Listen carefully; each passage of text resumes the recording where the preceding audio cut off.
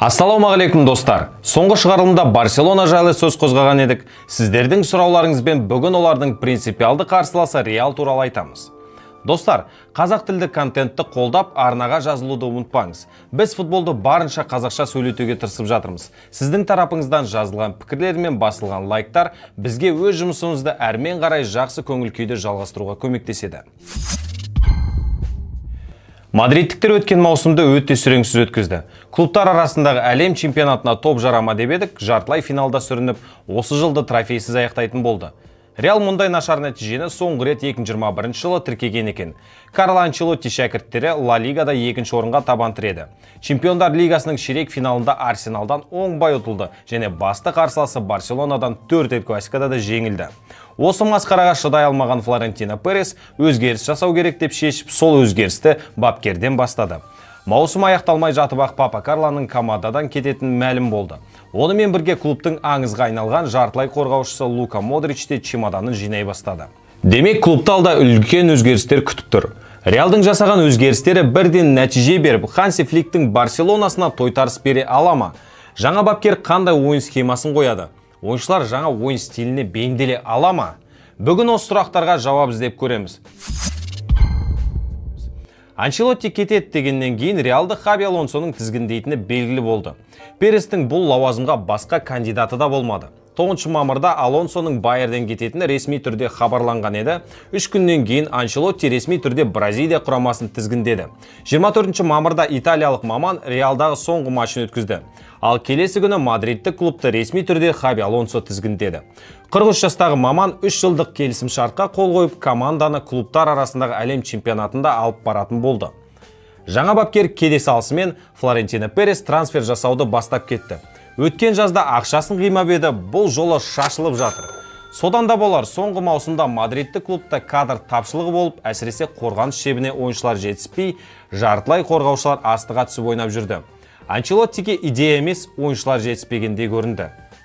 Жазғы трансфер кезеңінде клубтан Лука Модрич, Лукас Васкес және Хесус Вальехо кетті. Модрич Реалмен 24 мамырда қоштасқанымен Анчелотти секілді бірден кетіп қалмай, командаға клубтар арасындағы әлем чемпионатына көмектесу туралы шешім қабылдады.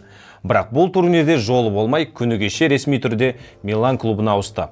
Васкестің де корольді клубпен келісім шарты аяқталып, 15 жылын өткізген Реалдан кетті. Ол да Модрич секілді жаңа форматты өткен турнирге қатысты. Испания астанасынан орын таба алмай, әр командада жалға ойнаған Вальехо да еркін агент атанып, енді өзіне жаңа команда іздейтін болады. Ал енді Реалдың жасаған трансферлеріне тоқталайық. Хаби Алонсо ең алдымен қорғаныстағы мәселелерді шешіп алды. Ұзаққа созылған сериал тәмамдалып, Трент Александр-Арнольд ақыры дегенде Испания астанасына келді. Енді оң қапталда жарақатынан айыққан Дани Карвахаль мен Александр-Арнольд өнер көрсетеді. Сондай-ақ Борнмуттан орталық қорғаушы Дин Хойсенді 60 миллион евроға сатып алды. Былтыр сынып қалған Эдер Милитау мен Давид Алабаның жағдайы мәз емес. Рауль Асенсиода тәжірибе жоқ. Рюдигер жарақатпен ойнап жүрді. Сондықтан Алонсоға жаңа центр-деф ауадай қажет болды. Сол қапталдағы мәселе де оң шешімін тапты. Бенфикадан 22 жастағы қорғаушы Альваро Каррерасты алу үшін 50 миллион евроға шығындалды. Шабуыл шебіне Ривер Плейттің Франко Мастантуонон сатып алды. 17 жастағы Вингер үшін аргентиналық клубқа 45 миллион евро төледі. Ол Реалға тамыз айында қосылады деп күтілуде. Негізгі құрамдағы Винисиус, Родриголар мен бәсекеге түсу қиын.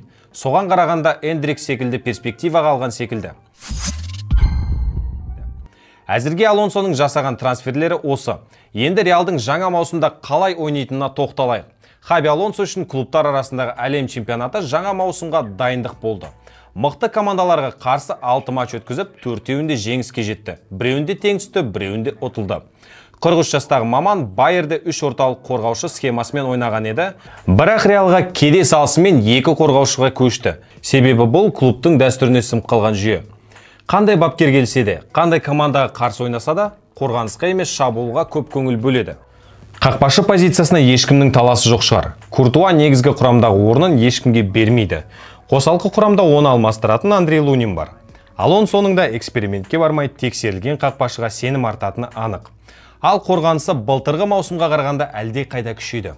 Оң қапталда Карвахаль мен Александр-Арнольд таласса, сол қапталда Альваро Каррерас пен Ферлан Менди өзара мықтыны анықтайды.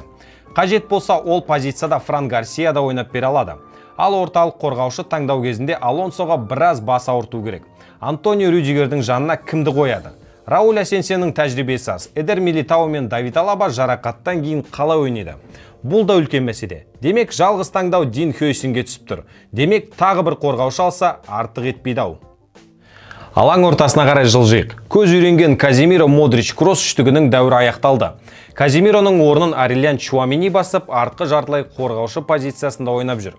Эдуардо Камавинга да бұл позицияны жабалады. Ал шабуылдаушы жартылай қорғаушы позициясында Джуд Беллингем мен Феде Вальверде ойнайды. Бірақ Хаби Алонсо клубтар арасындағы әлем чемпионатында ардагерлерге көп мүмкіндік берді. Соған қарағанда түрік футболшысы алдағы маусымда негізгі құрамдағы орын үшін таласатын секілді. Қосалқы құрамда оларды алмастыратын Дани Сибалис пен Брайм Диас бар. Жаңа маусым басталам дегенше Модричтің орнына жартылай қорғаушы алып қалуы да мүмкін. Әзірге нақты нұсқалары жоқ. Шабуыл шебінде өткен маусымда 31 голмен Ла Лиганың үздік сұрмергені атанған Килиан Мбаппе ойнайды. Бірақ оның сонша голы трофей жеңуге көмектеспеді. Алонсо келесі алысымен клубтың академиясынан жаңа шабуылшы тауып алды. Осы уақытқа дейін Реалдың дублінде ойнап жүрген Гонсало Гарсия клубтар арасындағы әлем чемпионатының басты жаңалығына айналды. Барлық матчқа негізгі құрамнан шығып, 4 голмен бір нәтижеде пасты өз атына жазды. Гол жағынан ешкім жете алмай, 21 жастағы футболшы турнирдің үздік сұрмергені атанды. Ал қос қапталда Винисиус пен Родриго бар. Хаби Алонсо алтын допты жеңе алмағаннан кейін салы суға кеткен Винисиусты оятуы қажет. Родриго да былтыр өз-өзіне ұқсамады. Оларды негізгі құрамнан ығыстыратын футболшыларда болмай тұр дәл қазіргі сәтте.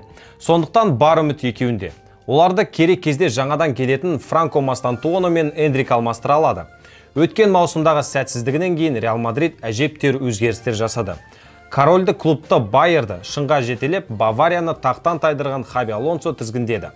Футболшы ретінде керемет ойнайды. Бапкерлік мансабы да жаман басталған жоқ. Мүмкіндік берілді.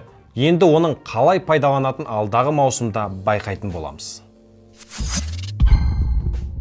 Құрметті достар, осымен шығарылымыз аяқталды. Егер де осы видео 300 лайк жинайтын болса, онда біз бірден келесі шығарылымды желіге шығарамыз. Сол себепті сіздің лайк пен қолдауларыңыз ауадай қажет. Сіздермен болған Ла Вида арнасы Алишер, келесі кездескенше.